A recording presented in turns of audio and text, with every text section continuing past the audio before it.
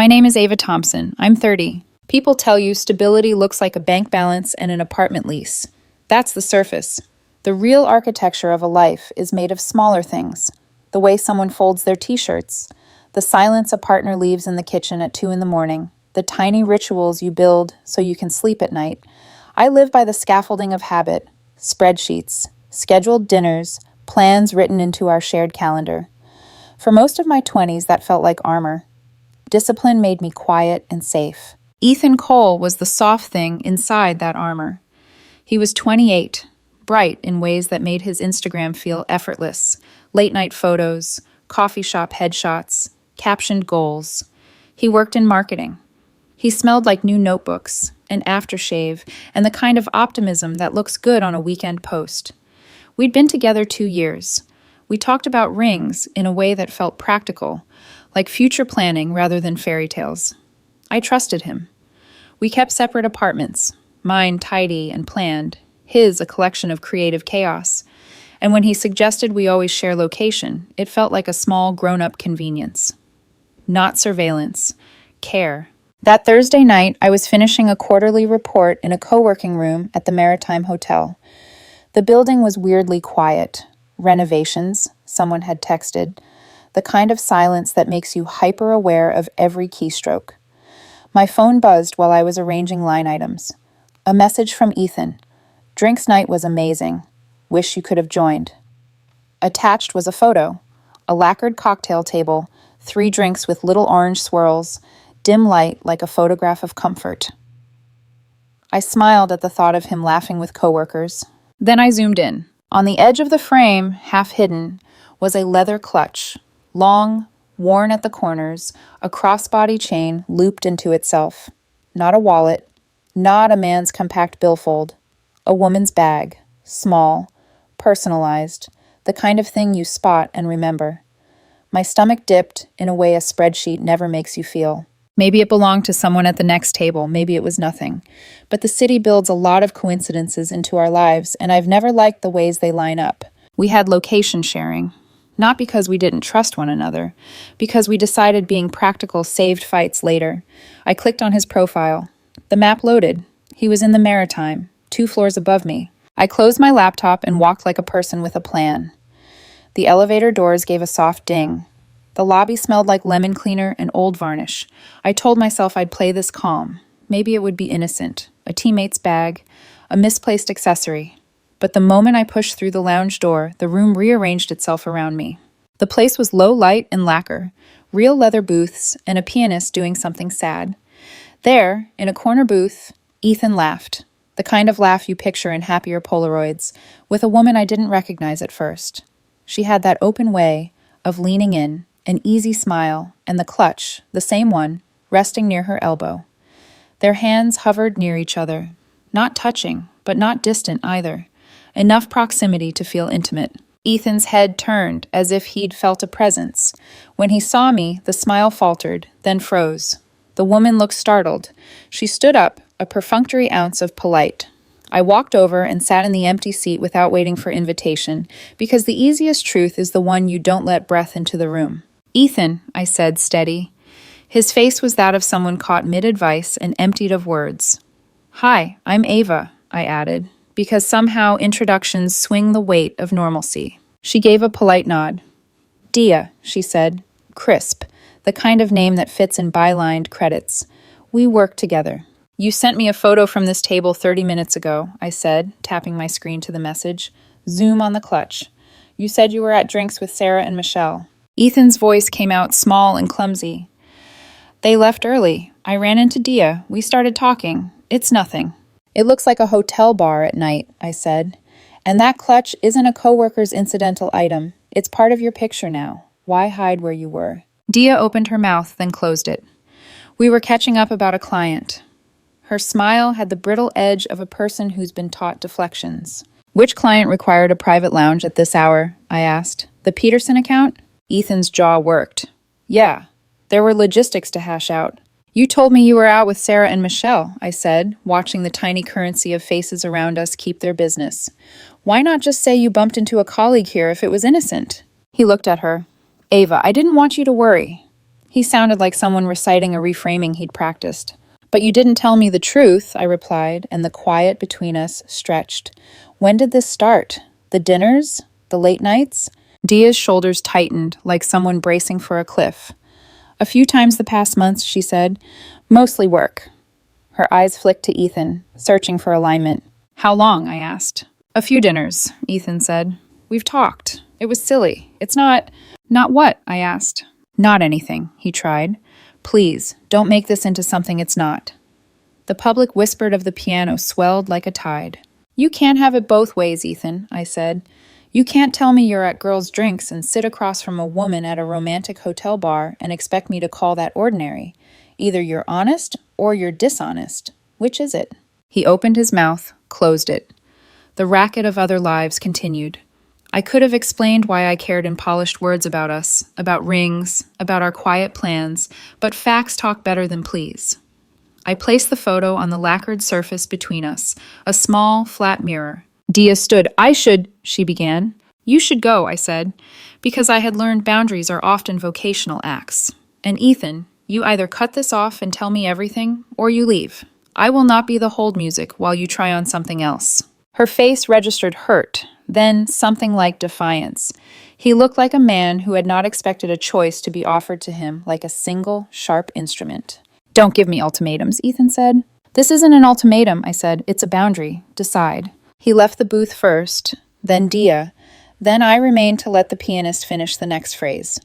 The city moved around us as if none of this applied, as if lovers and coffins took up their shares on different days. I walked back down to the co-working room where my laptop sat like an accusation. The commute's elevator hummed. My hands shook only a little. At our apartment later that night, I sat on the couch with a glass of whiskey I didn't need. Ethan came home when the city had softened into night. We talked in the doorway, words thin, like threads nearly cut.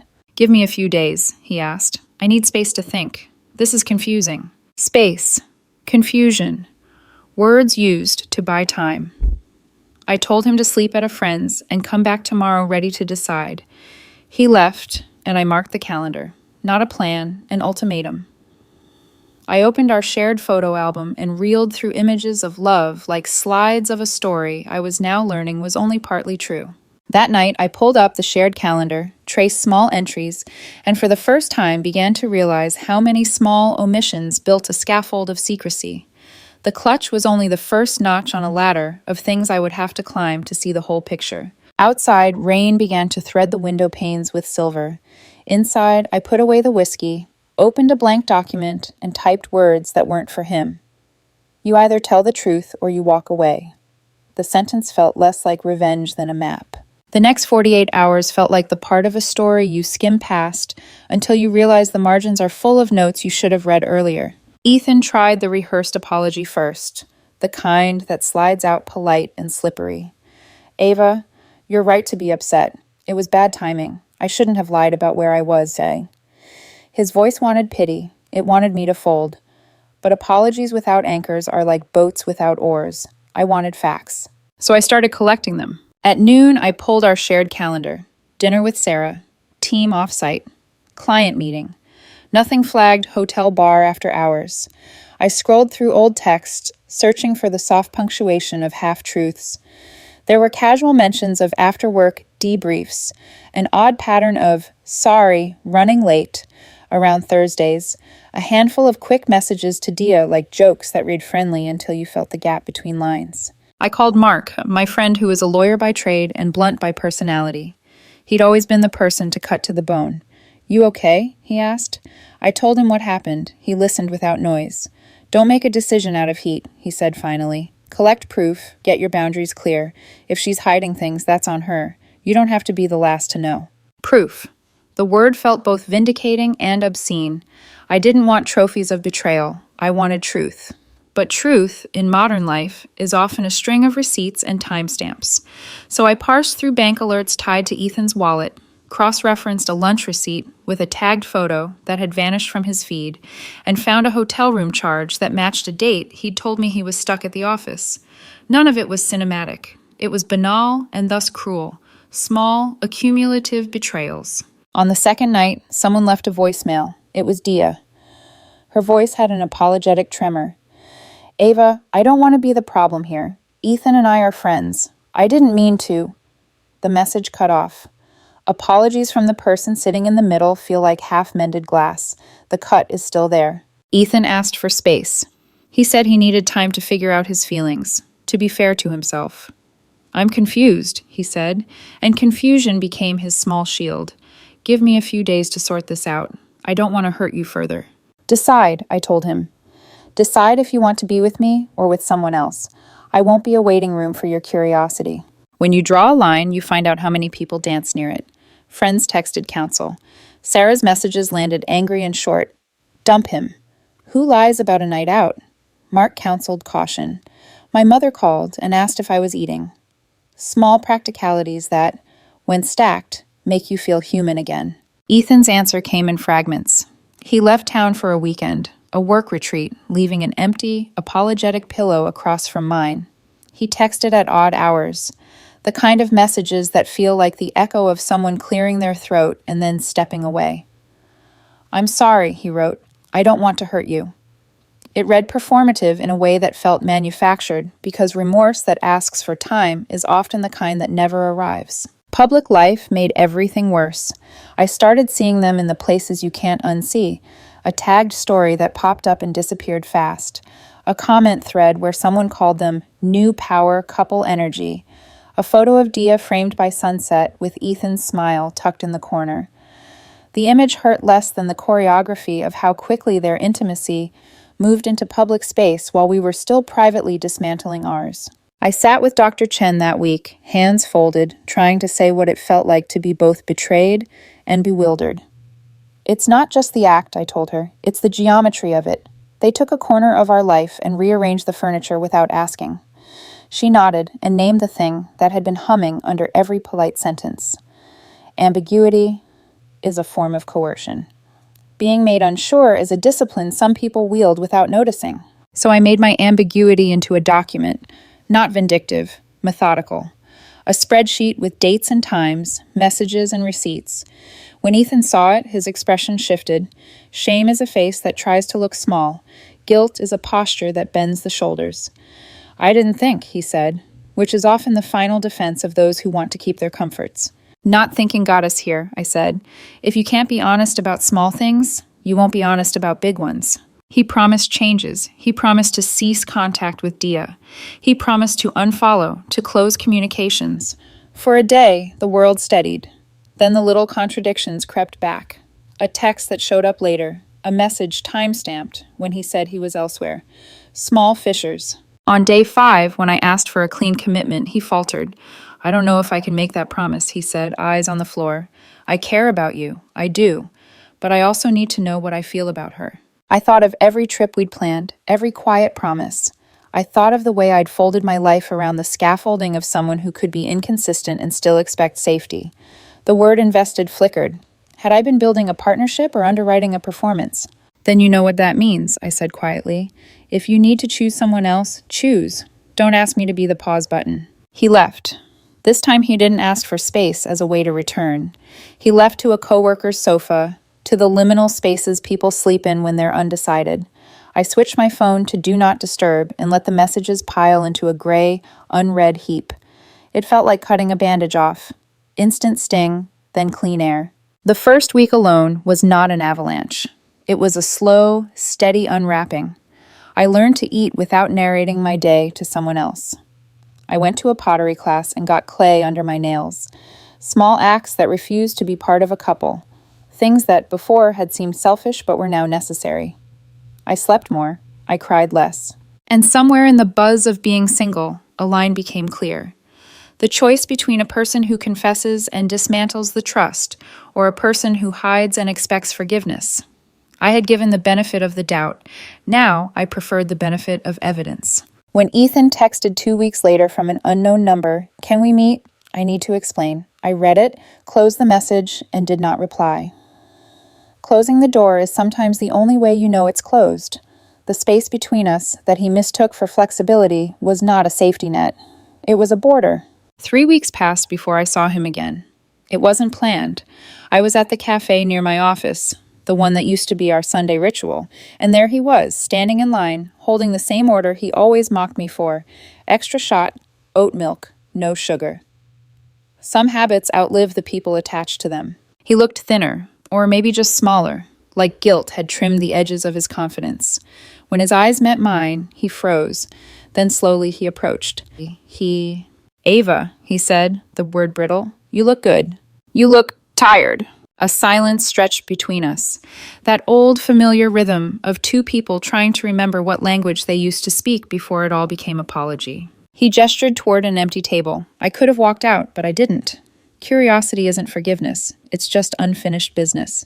We sat. I don't want to make excuses, he began, but I need you to know it wasn't just cheating. It was confusion. I felt... Stop, I said quietly. Don't use words that make your decisions sound like accidents. He swallowed. You're right. He reached into his jacket pocket and slid a folded paper across the table. A bank statement. For a second, I didn't understand until I saw the transactions. Transfers. My name. His account. What is this? The money you lent me last year. For the down payment. I didn't forget. I sold the car. It's not everything yet, but I wanted to start making it right. He looked up, and for the first time, I didn't see manipulation or the pleading softness he'd used before. Just tired honesty. I was selfish, he said, and scared. You made me feel small, and instead of facing that, I made you smaller. The line hit me like static, because it was true, not the excuse, but the symmetry. I had loved him the way people love projects, believing that enough care can fix anything. But love isn't carpentry. I leaned back. I'm not angry anymore, I said, but I also don't miss you. He nodded slowly. That's worse somehow. I smiled, not cruelly, just truthfully. It's better. He left first, didn't ask for another chance, didn't reach for my hand, just walked out into the gray afternoon. I sat there for a long while, tracing circles on my coffee cup, feeling something unfamiliar. Closure without collapse. That night, I opened my laptop and deleted the spreadsheet. Every timestamp, every receipt.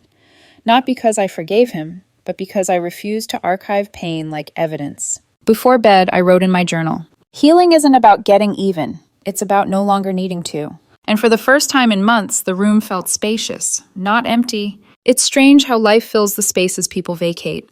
At first, the apartment sounded too loud. The hum of the fridge, the hollow ring of footsteps, but eventually, it just sounded like mine. The plants started thriving again, maybe because I finally remembered to water them. I moved his old books into a box, labeled it not mine, and slid it into storage. I didn't throw them away. Letting go isn't always about destruction. Sometimes it's just about relocation. On weekends, I walked. Long, aimless walks through streets that didn't have our memories on every corner. There's something sacred about getting lost on purpose, about choosing not to check the map. Some nights, I'd still hear a phantom buzz, a message that never arrived. That's how grief works. It plays tricks with your reflexes.